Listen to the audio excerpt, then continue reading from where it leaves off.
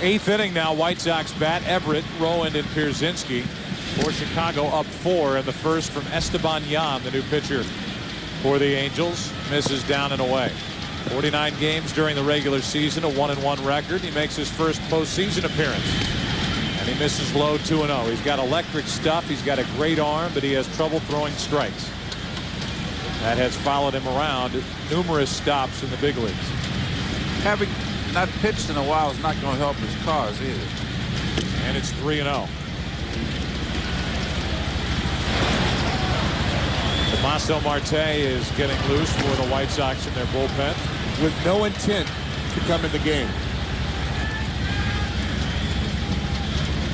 On 3-0, there's a strike.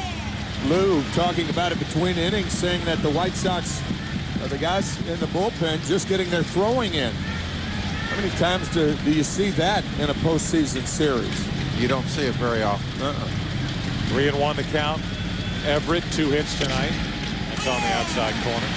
Other guys are out there doing some online shopping, getting an early jump on holiday cards,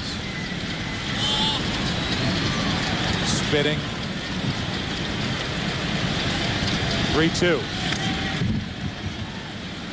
Fans join Major League Baseball in our efforts to rebuild the Gulf Coast. Support Habitat for Humanity by calling 1-800-HABITAT or logging on to MLB.com or Habitat.org. Yan trying to come back and get Everett after running it to 3-0. A leadoff walk. You know, that's one thing that the White Sox have done. They've gotten their leadoff men on base. The Angels, all series, haven't been able to get their leadoff men. That keeps them from running.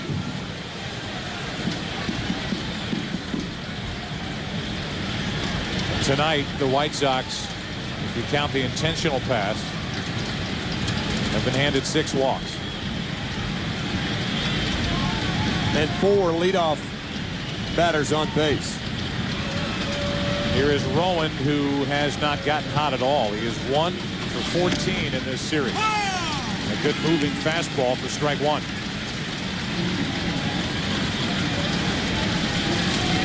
For the Angels, their offense, the leadoff man has reached base only 6 times in 34 innings in this series, and half the time that man has scored. Meanwhile, after Molina grounded out to end the 7th, the Angels have gone down 1, 2, 3 in 14 of the 25 innings, covering games 2, 3, and 4.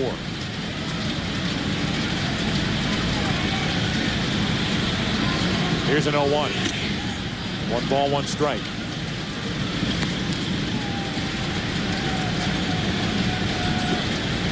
Rowan looks down at Joey Cora, the third base coach. Tim Raines is the first base coach for Ozzie Guillen.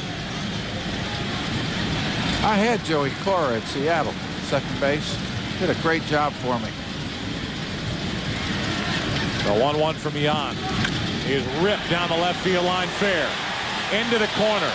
Everett will dig for third. Anderson digs it out of the corner, and it's second and third with nobody out.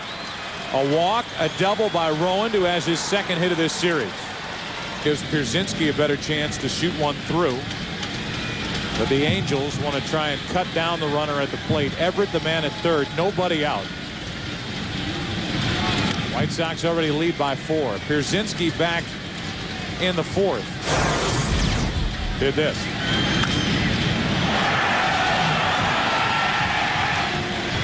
His 3rd of this postseason. 1 ball, 1 strike from Yan.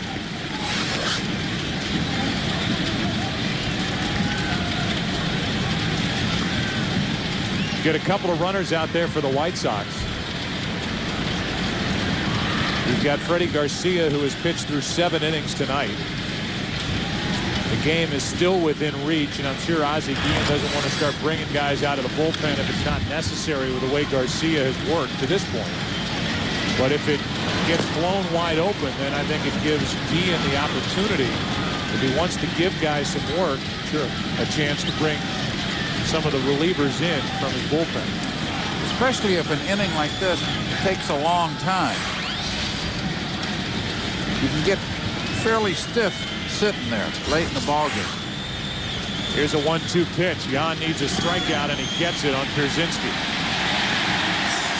And Molina, the crowd reacts because Molina blocked it, picked it up, tagged Pierzynski, and then Ron Kolpa, the home plate umpire, gave that out sign that with Pierzynski at the plate in Game 2 became so famous with Doug Eddings behind the plate. Yeah, for the rest of the postseason, umpires behind the plate will have a definitive strikeout call on anything close to the dirt to any hitter. Now it's second and third, 1 out. The infield still in for Joe Creedy. A single, then out stealing his last time up. A tailing pitch in at the knee.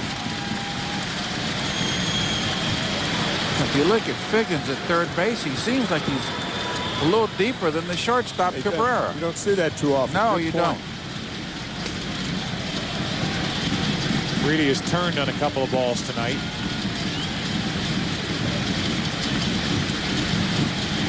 Everett, the runner at third, doesn't run like he used to. Pitch tails inside, and the count evens at 1-1. But still, on contact, when you have a 4-run lead in the 8th inning, a ground ball, even with the infield in, you send the runner from third. The worst that can happen, you end up with runners on at first and third, 2 out, but in the process, you try to score a run. Take a lot more chances when you're ahead. On 1-1, that's low. The Angels in the bottom of this eighth will have Finley, Kennedy, and Figgins. It's like playing with house money. And a chance here for the White Sox to blow it open. Creedy has driven in 2 in this ALCS, 3 for the postseason. 2-1 pitch. Oh, that pitch was up, and Creedy put a good swing on it. 2-2.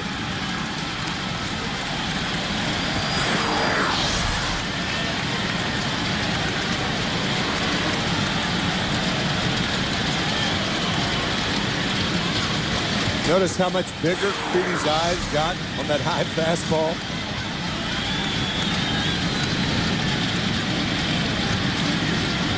Changes a hitter's physiology.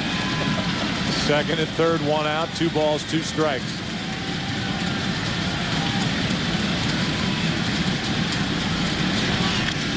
Again. Another good pitch to hit.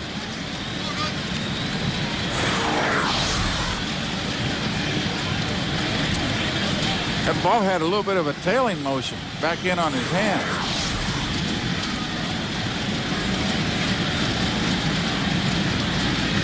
Count still 2 balls, 2 strikes. Second and third, 1 out. I'm looking for a split finger here. Make him chase something down in the dirt. And to third and past Figgins. 2 runs are going to score. That makes it 8-2 White Sox as Creedy delivers here in the 8th. A walk, a double, a strikeout, and a 2-run single past a drawn-in infield. And the White Sox have their biggest lead of the night. He got the splitter. Joe Creedy, who won Game 2 for the White Sox on a hanging splitter from Escobar, gets another one from Jan and drives in 2 more.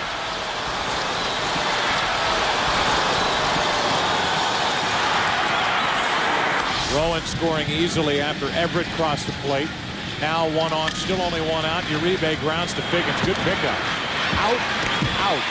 And the double play ends the top of the 8th. 2 more runs. It's a 6-run White Sox lead into the bottom of the 8th of game number 4.